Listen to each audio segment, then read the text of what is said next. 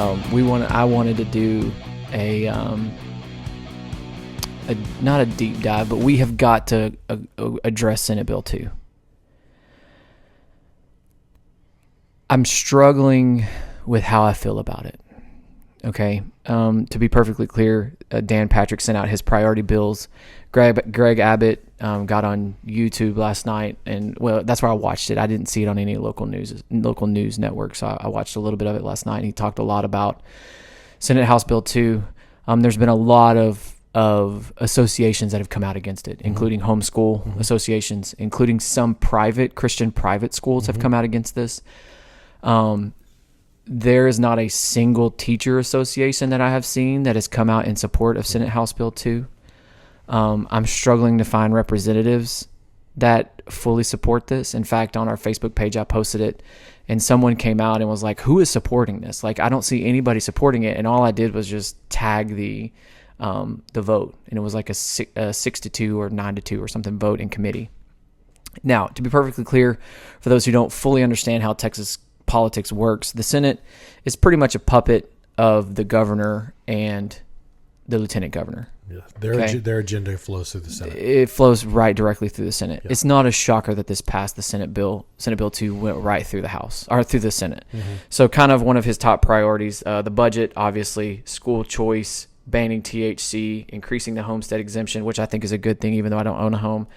Combating Alzheimer's. My family has Alzheimer's. I'm really glad they're doing that. Working on the grid, investing in the water supply, a good thing.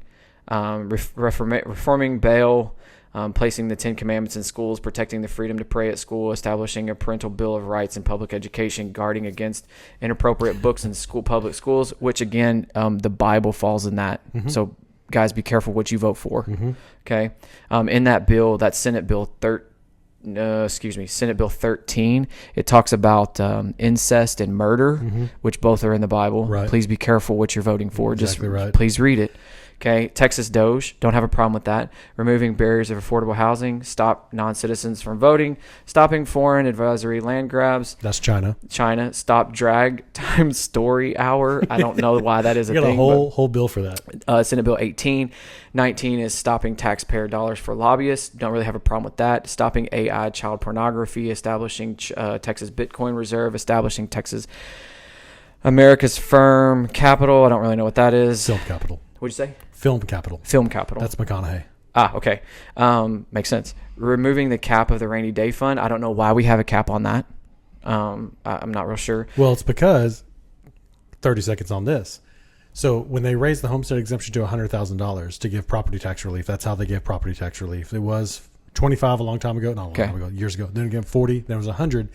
They still, even after making the homestead exemption $100,000, took in more property taxes than they needed. And so now it's 2026, I believe, our rainy day fund actually hits its cap, meaning we have to. Texas is extremely efficient. We could always be better, and we have a lot of money. Okay. We also overtax with property taxes. So because it has a cap, though, that means they have to increase the budget and spend more money because they're taking in more taxes. I'm not sure I like that. Okay. I like the cap being there because it either forces you to A, spend money, or B, reduce taxes. If you have too much money in the rainy day fund, drop taxes. Oh, drop I didn't know taxes that. down, and then that makes logical sense. It'll either eat up some of the rainy day fund, or basically the Texas savings account, or it'll keep it at least at the same level because you're not just dumping millions and millions and millions and millions of dollars into it because you're overtaxing your people, the citizens. Someone said, and he is in Mansfield. He's the representative from Mansfield, and I forget his name. I'll drop it in the notes or something. For Texas, he's a rep, not a senator. But he said that you could actually stop property taxes on people's primary residences. So not like if you have investment property like a rental house, or if you own a commercial building, none of that, or land, none of that. But your actual house you live in. They could cancel property taxes for every homeowner for just your primary residence. You not pay a single dime in property tax, and they would still take in enough money to fund what property taxes fund. So okay. I don't like removing the cap. Okay. Well, then I'm right there with you because I did not know that. Yeah. And then the last two, which last the last two that have been published, Educating the Texas Students Against the Horrors of Communism. What's ironic is I literally taught communism today in world history, and we discussed it, but none of my students had a clue what it was. Yeah. So I don't know where that's coming from. And then Making Texas Healthy Again. So like I said before, these are going to go directly through the Senate. There's not going to be very many votes against this, maybe a handful that go against it. But specifically, Senate Bill 2 is the creation basically of the ESAs, which is I don't know exactly what the ESA stands for. Basically, Educational Savings Account. There you go. I was going to say extra savings account, but I knew that wasn't right. So this account that basically you would put $10,000, the state would allow $10,000 to an account for charter schools. Now, let's be clear. There's a difference between homeschool, charter, and private. Yeah. Okay? This is not going to help the homeschool students. So if you pull your school from public education, you're not getting this $10,000. They get two. They get $2,000? Yeah. Okay. So again, that's nowhere near what is necessary. That's the first thing. The second thing is this is going to be a lottery system. So you have to qualify for this, and not everyone is going to qualify. So if you're making, I believe it was $200,000 as a joint filer is the kind of the threshold. So if you're making less than that, then you can qualify. Okay. But if you're too far below the poverty level, you cannot qualify. Right. For this $10,000 voucher system. The problem that I have is that in this bill as it stands right now, there's a minimal increase in students per capita or per student increase. Minimal. I think it was going from 6,000 to 6,700. Don't get me wrong. That's a huge help. Okay, that's a huge start. Also, they're based on which bill you read and what parts of the bill, it's somewhere between $4,000 and $15,000 a year for teachers.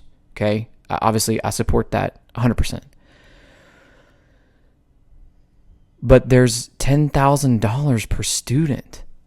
Now, let's play the devil's advocate here. Let's say that he comes out and says, okay, if you give me my school vouchers, we'll give you $10,000 per student also in public school. Do you think anybody's going to go against that? I don't think so. I don't think you'll find a single. I think you'll get the vouchers. That's the issue. Is why is it its lower amount exactly for public school? Why is $6,500 for public? Correct. $10,000 for this for the vouchers. Why per kid? Why? And there doesn't seem to be a reason why. You are intentionally defunding public schools. Correct. Like, now I want to be also very clear. Like very, very clear. There is a lot of bad spending habits in some school districts. Yeah. Okay. And you can go online and every school district has all of their financials as public record. Sometimes they're a little bit hard to find, but you can find them on every school website. It is mandated by the state that they have these financials published. So if you think your school district is not funded properly or is not spending their money wisely, all you have to do is look at where they're spending their money. And you will know exactly who is getting paid what. There are websites where you can Google and you can go on and find out what every single teacher in that district makes. Every single one of them. Yeah. From the superintendent, it's from the superintendent to the bus driver that's monitoring a bus that only works 2 hours a week. Yep. Every single one of them is public information.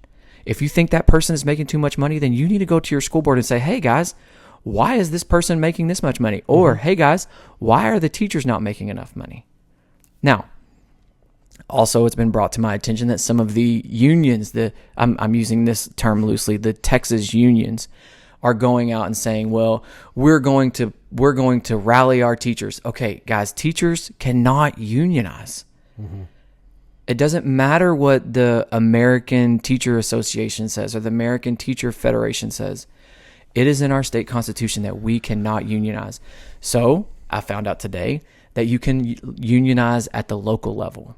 Okay. Now, the purpose of a union is to collectively bargain, right? Right. So if we're trying to collectively bargain, who are we collectively bargaining against? Our local district? Well, they're paying us the amount that they're given by the state. Right. Now, there are districts that pay a little better based on their income that they bring in from their school, from their local property taxes. Okay. But still, it's not that much different. Okay. So I keep seeing all this information being thrown out as like, well, these teachers are going to go on strike. These teachers are, I saw today that all the teachers unions are going to force the teachers to teach Black Lives Matters month. I'm like, what? I didn't even know that was a thing. Like, I've been doing this for 15 years. Yeah. I didn't even know that was a thing. So, with all that being said, schools need help. We don't need more people telling us how to teach. I don't need somebody to teach that there doesn't need to be a bill that says that I teach my students the horrors of communism. Mm-hmm. A good teacher will present communism exactly what it is, right? Right. They'll present socialism exactly what it is. They'll have discussions about capitalism. Like, again, I had these conversations today, okay? Of my 162 students, would you like to guess how many of them knew what communism actually was by full definition? One, she's a foreign exchange student from Germany. You think she knows what socialism and communism is? She knows. Uh-huh. Okay? Now, they know the formal definition, right? They can define it, but they don't know who Karl Marx is. They don't know what the Communist Manifesto says. So I don't know a single person, and I know a lot of teachers. I know a lot of teachers in West Texas. I know a lot of teachers in Central Texas. I know a lot of teachers in Dallas. I know a lot of teachers in East Texas. And not a single one that I know, okay, personally, is doing any of this stuff to harm your student. Every single one of these people is just trying to help kids be better humans, teach them to think critically, and figure out a way to get through their lives. And I don't understand why people are so against that. Now, are there some bad apples? Because that's what's going to come at me. Yes, there are bad apples. So my brother-in-law asked me, he was like, well, how difficult is it to fire a teacher? Like a Texas teacher, how difficult is it to fire? If you hurt kids physically or you steal money, it's pretty easy to fire you. But any other reason, why would they fire you? Mm-hmm. Right now we're in a teacher shortage. Like our district is really, really worried about like if people leave, are we going to be able to replace them? Yeah. Okay. Now, also in the Senate bill, there's an increase in the TIA, okay, which is very helpful. The teacher incentive allotment. For the less than 1%. For the less than 1%. That makes six figures. Yeah. Okay. So they're talking about increasing each level. We talked about that in... It's been 9. Well, whatever the 0.2 was. Oh, yeah. Not the election one, but the one before that. You're right. We did a deep dive into the TIA. I explained that one. So that is helpful for the districts that participate. Okay, so that's going to be helpful. He funded that for another 10 years. So he's already funded it for 5, and then he added on an additional 10 into that. It's good, right? That's a good thing. The problem is the vouchers. And if I said it last week, and I'm going to say it again this week, and I'll say it every week until we get past this point. If he does nothing, it's detrimental to more than just my district and your wife's district. Mm-hmm.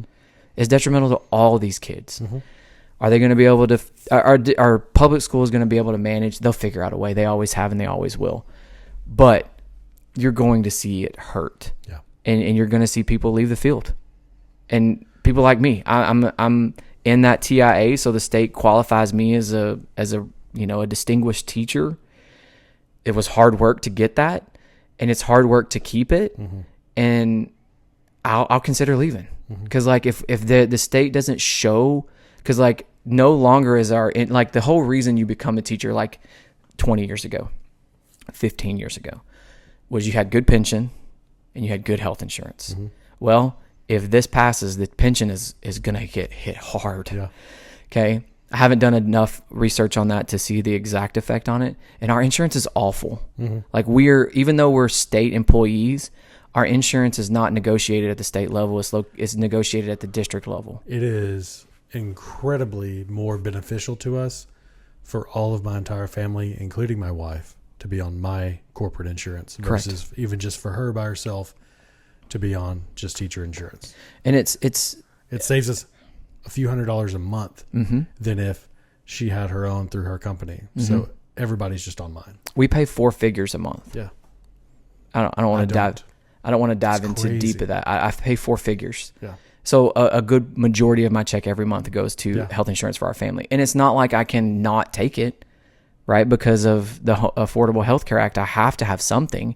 So if I even looked outside of it, like I looked outside of the district, and the coverage is worse. Yeah. And it's just as expensive. So it's not even beneficial to go outside of that plan. Right. And it's not like I have the high premium plan either. I have whatever the lowest, not the high deductible one, but the one that's right above it. So you're paying 4 figures. I'm probably paying I pay $700 a month, and we have the top PPO, everything, $10 or $0. So add copay, add 13 in front of yours, and that's how much I pay. It's ridiculous. It's about $2,000 a month. Yeah, it's crazy. And so a lot of my pay is wrapped up into my health insurance. Yeah. And it's so complicated, and it's so muddy right now because you see so much going on Facebook and on social media about it, that it's exhausting. Yeah. It's exhausting. And I don't know what to do. Like, I don't know what to tell people. Like, my brother-in-law is constantly texting me like, hey, what about this? What about this? And I finally today, I was like, look, I don't know. I don't know everything about this. He was texting me about some teacher union that was coming out with all of this information and talking about how they're going to lobby to, like, I'm a part of an association, but that's for my own protection if I get sued. Right. Like, that's the only service that they provide I think people good. just need to know, like, you can come out against this and still be a conservative. Like, this is not good. It's not a good bill.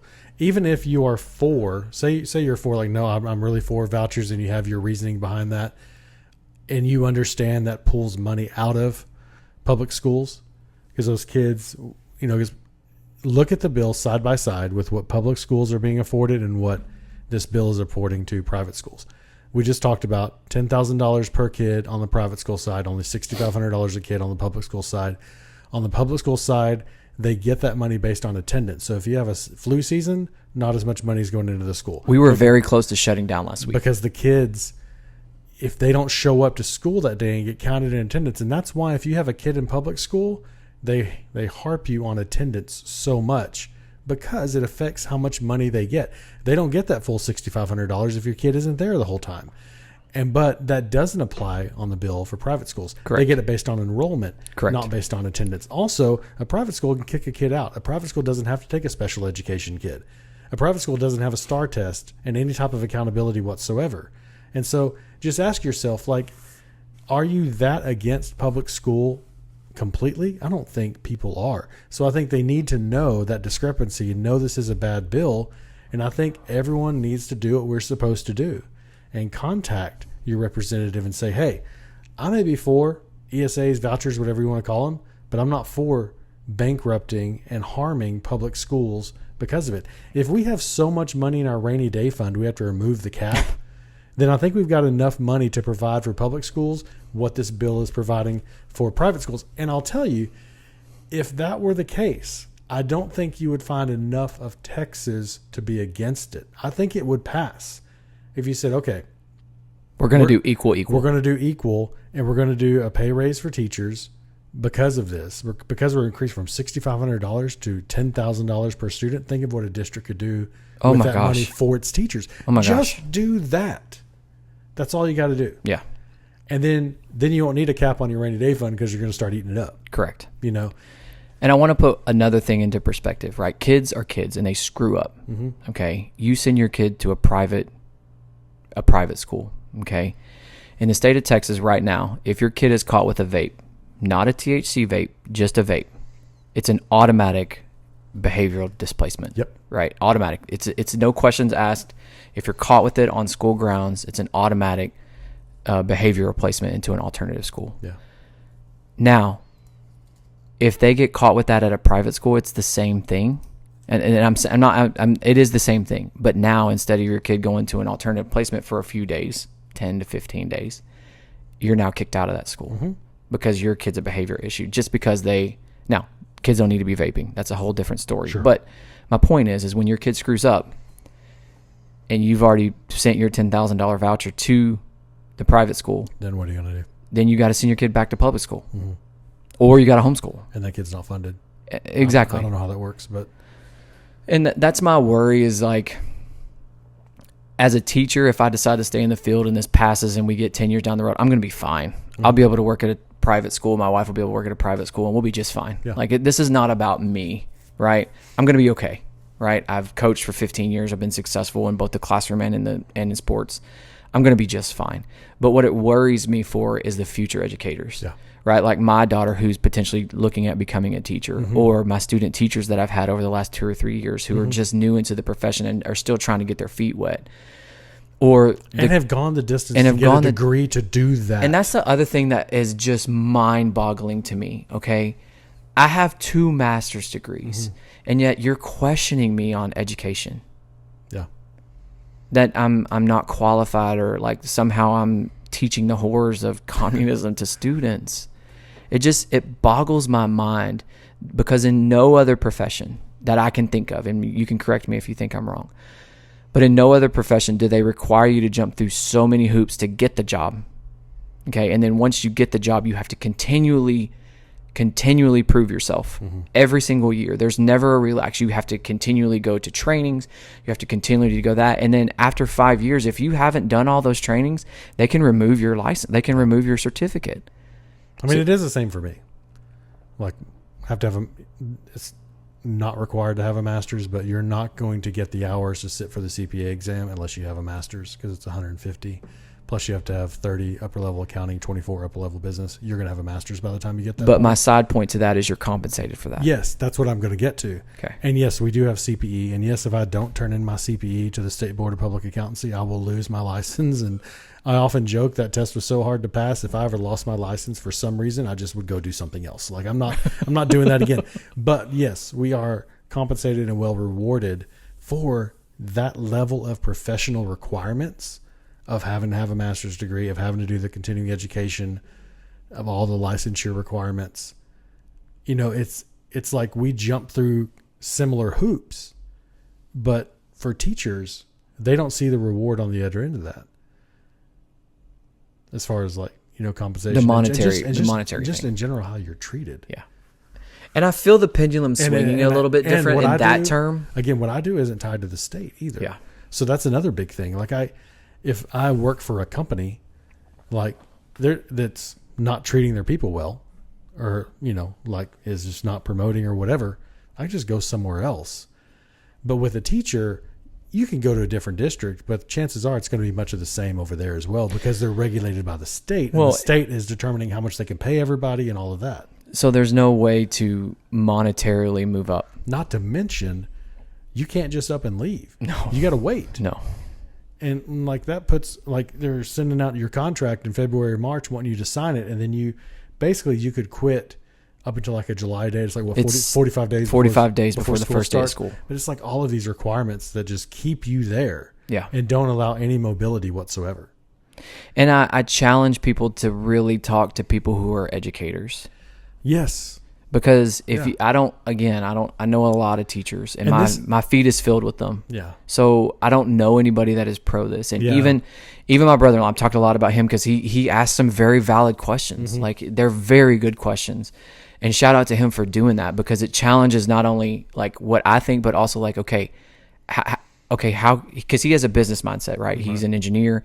He works in that field. So like when he's asking me these questions, I don't ever think that he's coming at me as an attack. He's coming at me so he can understand, because in his world, this is not the way it is. And so it's a challenge, because I'm also trying to explain to him things that I've just lived through for the last 15, 20 years, or well, really my entire life, because both my mom and dad were teachers too. And I really feel like it's a struggle at times, because he's like, okay, I don't really understand like why this is the way it is. And I'm like, honestly, I don't either. Yeah. Well, and the thing for anybody, and so I'll say this as a husband of a teacher, and then for somebody who's in the corporate world.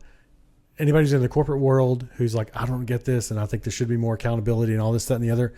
Here's the thing. The public school system is not the marketplace where you can go out, be a killer, earn it. And if you don't, you can go somewhere else and get it, because you are putting in the time and you're a valuable person. Correct. Teaching is governed by the state. It is not an open marketplace. It is not capitalism. Everything they do is dictated by government, and that is a completely different ball of wax. So you can't compare apples and apples.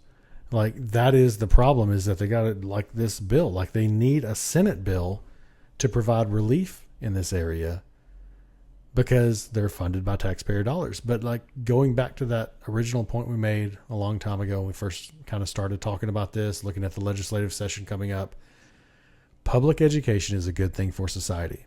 We have agreed a long time ago. And the Texas State Constitution says it. Yeah, having an educated public is if you're a business owner, trust me, you're going to want to hire somebody who got an education. And like you may have to teach them the trade and how they do your work, and they Correct. may need to still come in and learn the facets of your business. But you want that same level of base knowledge. And not everybody gets that same level of base knowledge, and those people can go do other things that don't require as much. Correct. But if you want someone who can go to college and who can get a degree, or someone who doesn't need college but needs to come in with a base level of knowledge, they're getting that from public school. Correct. You don't want to start hiring, you don't want someone to have a private school education just to be hireable with the majority of jobs we have in our state. We've agreed as a society it is a good thing to have public education. It helps, it raises all boats. Are there some kids who don't learn? Sure. Are there some bad apples, some bad schools? Absolutely. But those, just because they get the most press, because those things make the news, doesn't mean that's the way in the thousands of schools all across the state. So I want to give you a scenario, and then we can kind of wrap this up. So we had a horrible tragedy in our district a couple of weeks ago. A horrible one, just a very tragic incident. So now my job is not teaching world history anymore. It's crisis management. I have to figure out, okay, without going into too much detail, we had some death in our district, multiple students. And I didn't know the kids personally. I'd, crossed paths with them maybe one or two times. But I had students that were best friends with them. I am not a qualified counselor. I'm not that. But I have to look at this situation and say, okay, how can I manage this situation to get this kid to the next minute, to the next 10 minutes? And it's hard. It's a very difficult thing to do. And not everybody can do that. If you have something like what happened at our school district, and that person was your employee, okay, they get bereavement. I don't know how long it is. I guess it depends on how long how the company perceives that. I had kids in school the next day. And what am I supposed to say to this kid? Not just one, multiple of them. And then now I'm being questioned on, am I doing my job right? And here's the kicker on that, okay? And this breaks my heart, but it's the God honest truth. That kid is not going to pass my my test at the end of the year. I don't teach it, but my EOC, he's not going to. So guess what? That hurts me monetarily. Think about that. This kid lost his best friend. And now I have to wrap in my brain around the fact that, hey, I'm going to have to figure out a way how to compensate for that kid who's not going to pass my test because he is checked out for the foreseeable future. Mentally, he's checked out. As he should be. Yeah, it's a tragic thing. And this is the problem. Okay. And it's not a problem because I love what I do and I'm managing, I'm helping that kid manage through his grief. I don't know what he's going through. I don't understand it. I haven't been in his shoes. But I have to show empathy to that kid. I can't harp on that kid because he's struggling just to wake up in the morning. But it's also potentially cost me $30,000. When people really think about that. Because that's the way the state has set it up. Because that's the way the state has set it up. And you're like, oh, Kyle, that's just one kid. Okay. But now I have 120 kids and I have to get 90% pass rate. Okay. So the margin of error is very small. Okay. So if I have 120 kids, that means I have to have 12 kids that can't pass it. Well, now I'm down to 11. Parallel example. Had a guy working on one of my projects, lost his father unexpectedly.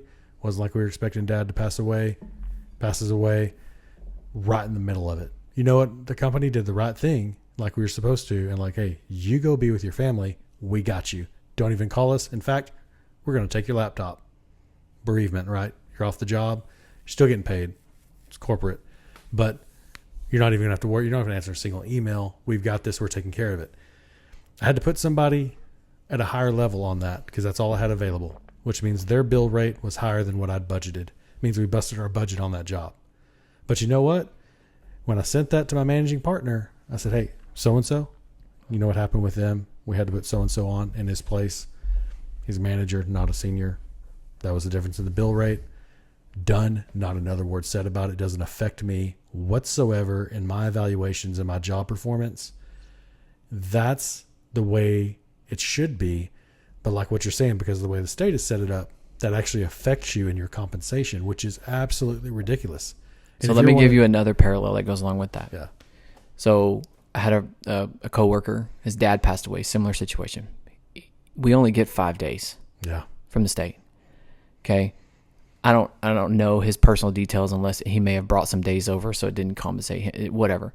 But if you miss more than your allotted days, you're docked your pay. Uh-huh. Now, our district does help you in certain ways whatever they're legally allowed to. Okay. I don't know his story exactly what the district did. That's none of my business.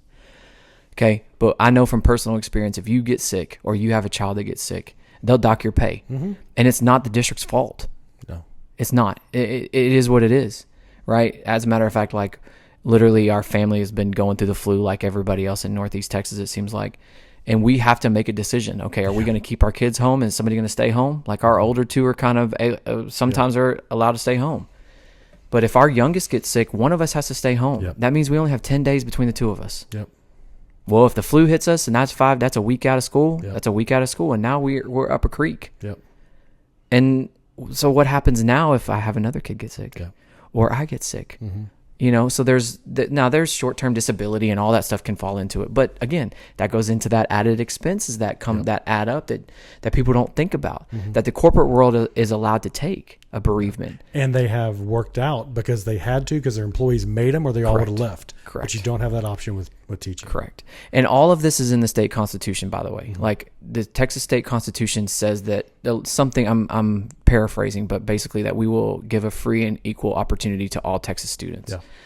What that exactly means is up for determination. But this bill as it sits right now, I hope it doesn't make it through the House. I'm not confident.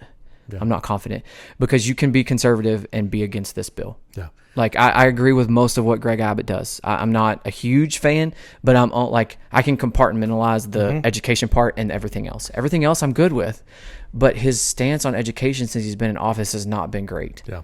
And it feels like a personal attack. Yeah. On my profession, on my career, on my family, on my friends. Yep. And I don't know how else to put it because that's the message he's sending. And if you're an accountability person and if you're thinking, well, school should be accountable and all this stuff about testing and all the things talking about your student, that's just the way it is. School should be accountable. Here's the thing. If you're a Mr. Accountability, make the same thing applicable to the people who are about to get a 50% increase in the daily allotment than what public schools get. Correct. Because you're saying $6,500 for public schools with all the accountability. No, we're going to increase that by 50% and send $10,000 to private schools with zero accountability. And there's they don't have to take the state testing. Nothing. They don't have to follow federal mandates. Nothing. They don't have to follow any of that. No, if you're Mr. Accountability, just say, all right, if we're going to send more tax dollars to private schools than we're sending to public schools, let's at least have the same accountability on that. Like you can at least agree with us there. Bottom line, it's a bad bill. We should speak up as Texans and say this is a bad bill. It should not pass. Go do better. So that's all I got to say about all this right now. We'll see how it progresses. Supposedly there's going to be a vote some point this week. Fun story. On Wednesday, I'm driving down to Austin. I'm meeting with lawmakers. Really? I have time with some local reps, including our local rep, who primaried our previous local rep because they did not support this type of education funding. So we have a new state rep who does support it and won the election, backed by Governor Abbott. And I get time with Ken Paxton. For what purpose? Talk about my job. Oh, okay, gotcha. We're supposed to talk about banking, but I'm trying to figure out if I can slip a question in there, but I probably can't. It probably wouldn't be appropriate for me to, but I'm heading to the Capitol to meet with lawmakers Wednesday and Thursday. Well, you need to get a picture with him with the Cigar Politico sticker pin. We'll need to get you a lapel pin. Yeah, I should do that. But I don't want to sound doom and gloom. Okay, but it kind of is, right? Because if this bill passes, you're headed down a path of no return. And the one other thing that my brother-in-law asked me today was, well, there's been some other states that have done this style of voucher system. A couple of things that I've done some research on since that he asked that question. One, they're not near as big. Oklahoma, Tennessee, and Arizona.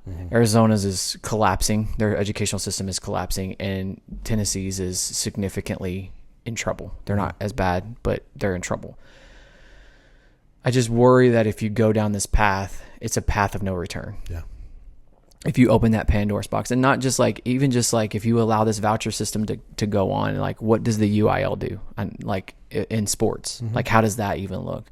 They're already talking about NIL for UIL. Did you know that? Yeah. And so like, it's just, there's just a lot of things that are being, that are in limbo right now, that are a gray area.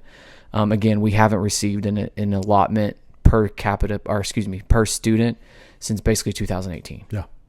So, thanks for listening, guys. I love doing this. This has been a great experience for me. I'm learning a lot every week. Yeah. I always consider myself to be pretty well engaged and checked into local politics and federal politics, but This takes another level. yeah, 100%. Yeah.